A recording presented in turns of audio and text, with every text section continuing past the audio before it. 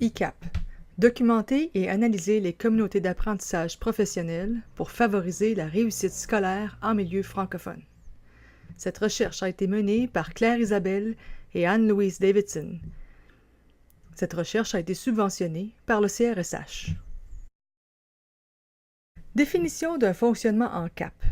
Le fonctionnement en CAP dans une école permet à la direction, aux enseignants, aux professionnels, aux parents et aux membres de la communauté de travailler ensemble pour s'assurer d'une amélioration continue des apprentissages des élèves par, entre autres, le développement professionnel des enseignants. Au niveau micro, à partir de différentes évaluations, telles que l'évaluation diagnostique, formative et sommative, l'élève est suivi de près par l'équipe école et les professionnels pour lui permettre de recevoir les ressources nécessaires afin d'atteindre son plein épanouissement. Au niveau macro, ce fonctionnement n'est possible que si l'équipe école reçoit le soutien constant des différents paliers du système éducatif afin de favoriser un travail collaboratif de qualité. A fortiori, la volonté systémique des instances sociopolitiques, économiques et culturelles constitue une condition sine qua non pour instaurer avec succès ce fonctionnement. Cette définition a été inspirée par nos résultats de recherche, mais s'appuie aussi sur les écrits de Dufour et de Leclerc. Stade 0. La création du stade 0 consiste à préparer et à favoriser une remise en question des fondements mêmes de l'organisation école, voire de sa raison d'être. Tous les acteurs doivent participer à une conscientisation du besoin d'instaurer un fonctionnement en CAP. Ainsi, les membres des conseils scolaires, les directions, les équipes écoles et les parents doivent travailler en collaboration. Au stade 0, les acteurs doivent se poser un certain nombre de questions concernant les besoins, l'appui, les représentations, les objectifs, les données, les formations et les guides, le choix et l'évaluation, et le climat. Besoins. À quels besoins le fonctionnement en CAP répond-il pour votre école? L'imputabilité, c'est-à-dire un des concepts issus de la nouvelle gestion publique, a-t-elle influencé l'analyse de vos besoins? Allons voir ce que nos participants avaient à dire à ce sujet. De un, je pense que ce qui est primordial, c'est de démontrer l'urgence, créer le besoin. De démontrer, de faire voir par les résultats l'urgence de la situation. Qu'il faut changer quelque chose. Si on continue à faire comme ça, on va avoir nos résultats, 36% de maths. Nous autres, c'est un des éléments qu'on a utilisé. On a utilisé nos chiffres pour dire, c'est plus vrai que c'est juste ailleurs, là. C'est ici. C'est ça, c'est le portrait qu'on donne de nous. Ça, c'est la première chose.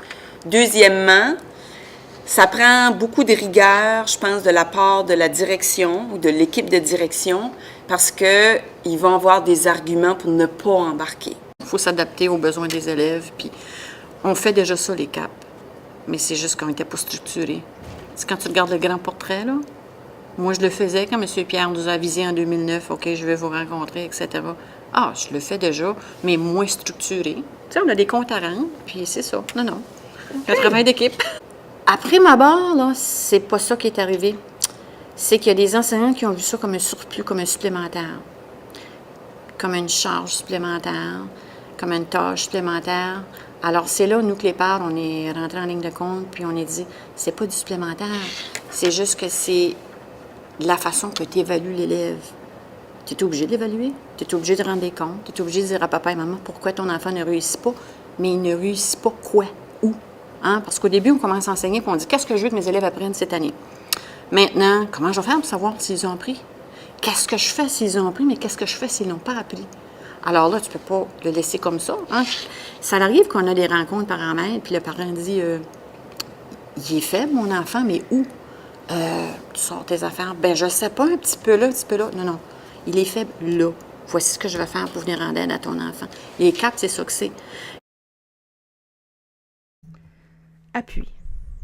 Le conseil scolaire a-t-il initié le fonctionnement en CAP? L'école recevra-t-elle l'appui inconditionnel de son conseil scolaire? Allons voir ce que nos participants avaient à dire à ce sujet. La majorité des rencontres qui sont mensuelles avec les directions, il y avait toujours un avant-midi qui portait sur les CAP. Toujours. Ça a été là, le cheval de bataille là, pour un gros 2 ans. Puis après ça, même au niveau du district, il prêchait beaucoup il pratiquait ce qu'il prêchait, parce que même dans nos réunions de direction, les adjoints étaient invités, puis nous-mêmes, on était en CAP. On avait des après-midi où on devait se rejoindre par thème, plus un peu adapté aux besoins de la réalité des rencontres de direction, là. Mais il nous faisait vivre à quoi ça peut ressembler une CAP. On a été très bien accompagnés. Dans un premier temps, c'est une invitation de la direction générale à aller voir ce qui se passait chez nos voisins ontariens. Alors, on était un petit groupe de direction à aller en délégation pour observer ce qui se passait en Ontario. Et à partir de là, pour moi, ça a allumé toutes les lumières là, pour dire chez nous, c'est ce qu'il faut faire. Est-ce que c'était la première fois que vous entendiez parler des communautés d'apprentissage professionnel? Non, mais que je les voyais concrètement, oui. Représentation. Que représente l'école pour nous? Quelle valeur pédagogique avons-nous de notre école? Quelle image avons-nous de notre école? À quoi voudrions-nous qu'elle ressemble? Que représente la réussite scolaire? Allons voir ce que nos participants de recherche avaient à dire à ce sujet. Il ne faut pas avoir peur, comme direction d'école, d'afficher ou de dire ses croyances et ses valeurs, ou d'avoir une activité à un moment donné pour justement aller vérifier les valeurs des autres aussi. Et ensuite de ça, il faut diriger, quand je parle de pertinence, avec une main de fer, mais dans un gant de velours. Parce qu'il faut être flexible, il faut aussi accepter les différences aussi, parce que notre personnel apprend des rythmes différents aussi. Donc, c'est certain qu'à un moment donné, ils vont tenter des choses. Il y en a qui vont être très réticents, il y en a qui vont être très ouverts. C'est à un moment donné de pouvoir,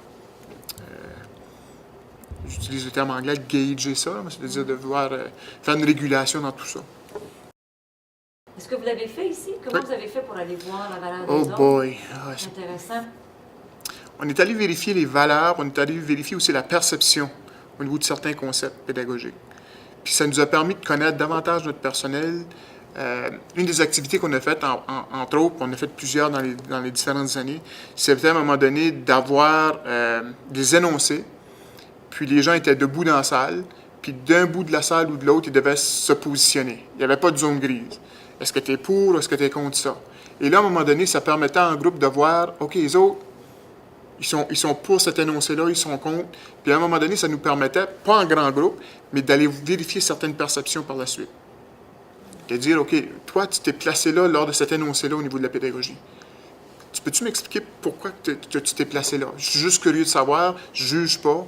Puis finalement, ça nous a permis, comme équipe de direction, mais en grand groupe, de dire, OK, là, je comprends son point de vue. OK, là, je vois comment est-ce qu'il se positionne dans cet énoncé-là. Objectifs. Quels sont nos objectifs en tant qu'équipe école? Quels sont nos objectifs en instaurant le fonctionnement en CAP? Pouvons-nous les atteindre? Ou comment pouvons-nous les atteindre? Que devons-nous changer et améliorer pour atteindre nos objectifs? Comment pouvons-nous changer? Comment est-ce que je me sens face au changement? Allons voir ce que nos participants de recherche avaient à dire à ce sujet. Est-ce que vous les avez quand même demandé leur attitude? Est-ce qu'ils étaient prêts à changer leur façon de faire? Est-ce que... Quand j'ai arrivé avec la structure, on a eu une bonne discussion. Les gens ont donné leurs opinions face à ça. Ils ont verbalisé vraiment ce qu'ils ressentaient. On a passé du temps là-dessus au début. Mais je pense que chaque enseignant, en tout cas si tu es enseignant, à un moment donné, tu as le goût de t'améliorer, puis de changer des pratiques. Puis en bout de ligne, ta profession est faite en sorte que tu veux que les élèves accomplissent ou qu'ils grandissent dans leur expérience à l'école ou qu'ils fassent des apprentissages de qualité. Donc, veux pas, si tu es exposé à avoir des pratiques qui sont meilleures, tu vas vouloir embarquer dans le bateau, puis t'améliorer. Donc, je pense que la réticence a été de courte durée. Fonctionnement imposé, mais nécessaire. Parce qu'il n'y a pas d'autre moyen qu'on puisse changer, selon moi, amener la pratique à changer. On ne peut pas entrer comme direction dans une salle de classe et dire, bon, je ne vois pas l'évidence de ceci, ceci, ceci, rectifiez, s'il vous plaît. Hein? Notre profession est telle que, oui, bon, parfois, oui, on va évaluer les enseignants, puis on donne des... Mais à un moment donné, je me rends compte que j'ai beaucoup d'enseignants qui... peut-être pas le bon terme, là, mais j'ai certains enseignants qui n'enseignent pas selon certaines approches qui sont éprouvées. L'enseignement explicite, par exemple.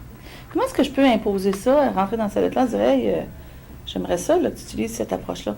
Mais lorsqu'on est réunis, puis là, qu'on compare, moi, je fais ça de même, moi, je fais ça de même, moi, j'utilise telle approche. Vous avez vu ce matin avec l'équipe de 2e année, où j'en ai 2 qui utilisent l'enseignement explicite, là, la méthode Boyer, 2 qui ne l'utilisent pas.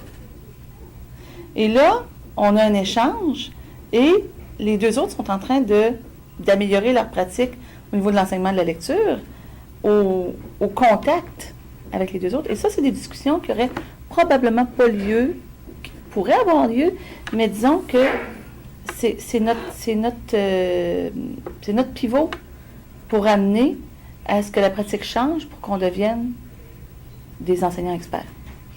J'aimerais que tout mon personnel soit expert. Et ce n'est pas le cas parce que les gens viennent de différentes... parce que tu as les nouveaux profs qui ont une expérience limitée et expérience en salle de classe eux-mêmes, mais d'avoir observé les autres aussi, parce qu'on apprend à observer les autres.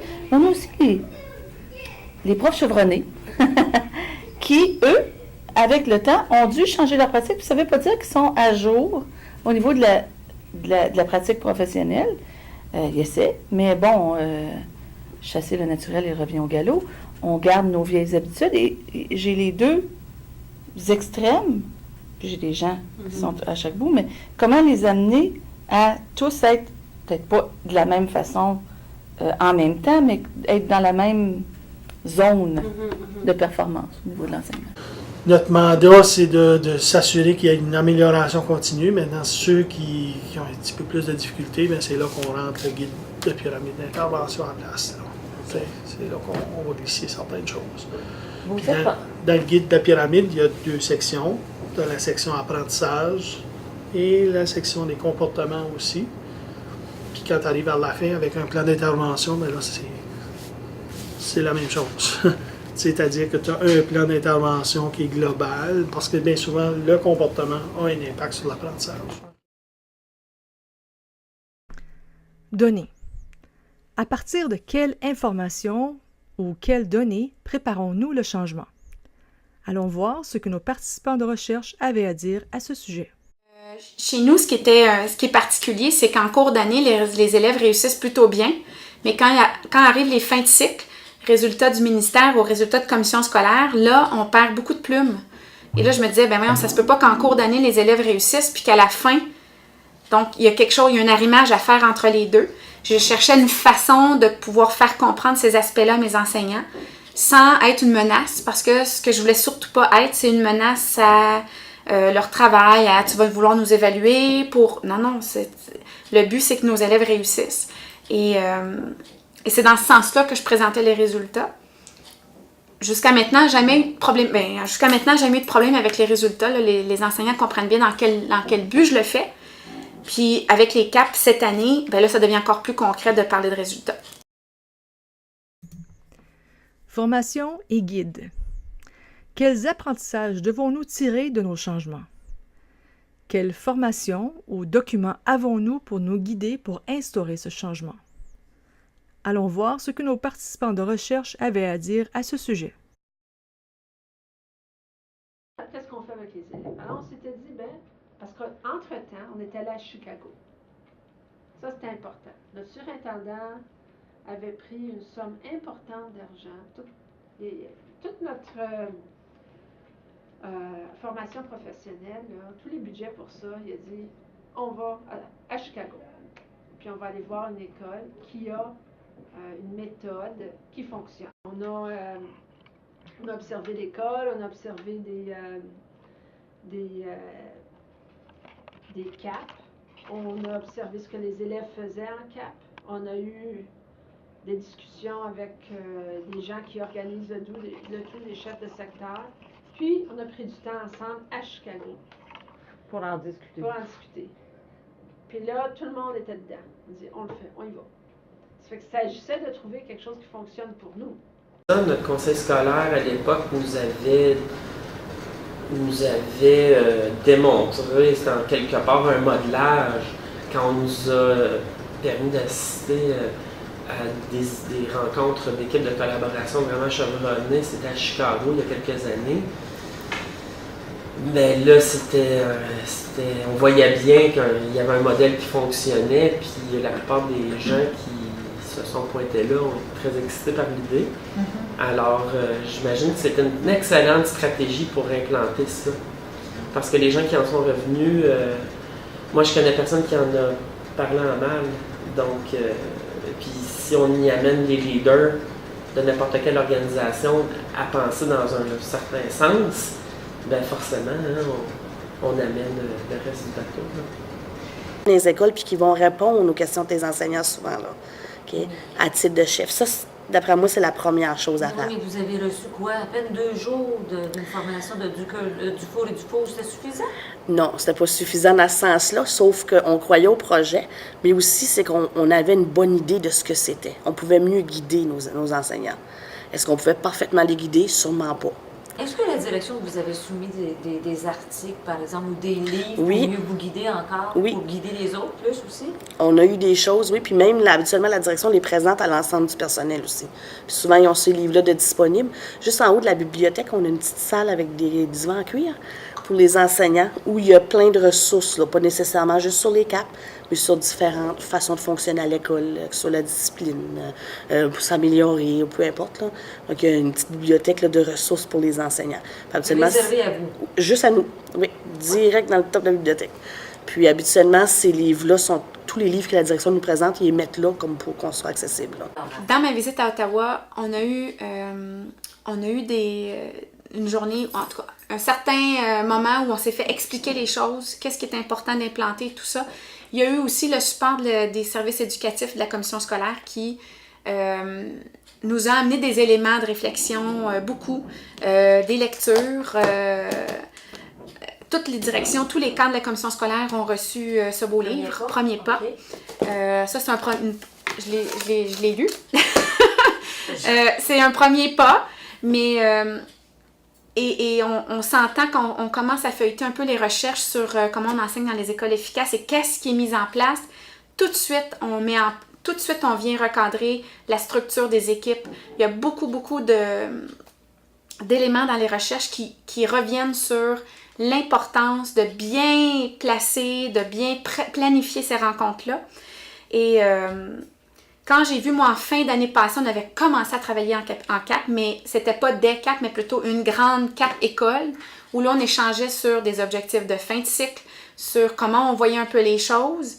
Puis, tout de suite, on s'est dit, nous, on aimerait ça pouvoir être libérés régulièrement et tout ça. Puis, dès le départ, quand j'ai fait l'horaire de l'école, j'ai tout de suite inscrit à l'horaire un moment où les enseignants seraient libérés aux 2 semaines. Donc, tous les jours 9 de l'horaire de 10 jours, en matinée.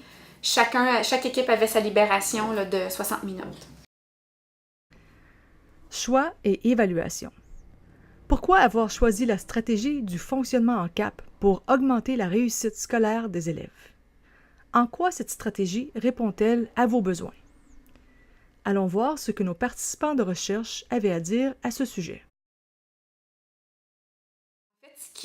Ce qui moi, a allumé la flamme, là, c'est de la pédagogue, en fait, là, parce que c'est ça qui me tient dans mon rôle.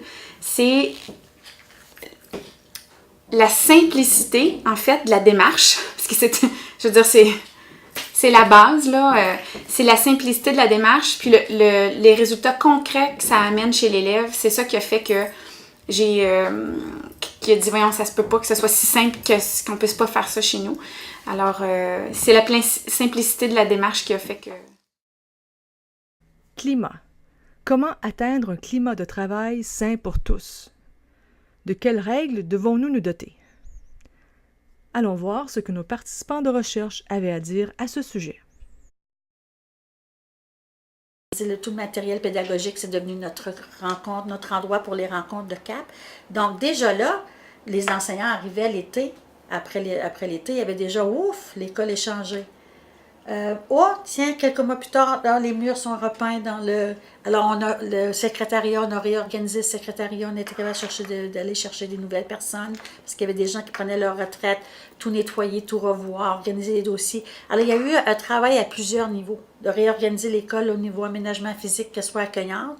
La direction adjointe qu'on avait mis avec moi était à peu près le même tempérament, enjoué, taquine, qui aime avoir du plaisir, hein, comme on dit en bon français, play hard, work hard, play hard, mais c'est à peu près ça. Alors, on chantait dans les corridors. En tout cas, il y a eu bien des... Il y a eu un climat, les gens disent « Ah, on entend rire dans les corridors, c'est le fun! » Ça fait que c'est tous les petits gestes qu'on a posés, tant au niveau d'essayer d'avoir un objectif commun ensemble dans nos rencontres. Les rencontres CAP ont été établies dès le début. Ça n'a pas été... c'est ça, je veux savoir. Dès la première... Non, il y a des rencontres CAP. Voici, on a des rencontres CAP cette année. Il faut choisir nos dates. On va en avoir aux 2 semaines de septembre à mai. Alors, est-ce qu'on veut 1 heure? Est-ce qu'on veut 1h30? Au début, c'était pas tout à fait comme ça. Je pense qu'on avait une demi-journée. À la fin du stade 0, les questions à se poser sont: et vous?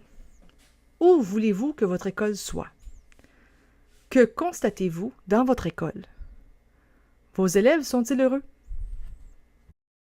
Nous souhaitons remercier les écoles participantes ainsi que le CRSH pour avoir subventionné cette recherche. Cette recherche a été menée par Claire Isabelle et Anne-Louise Davidson.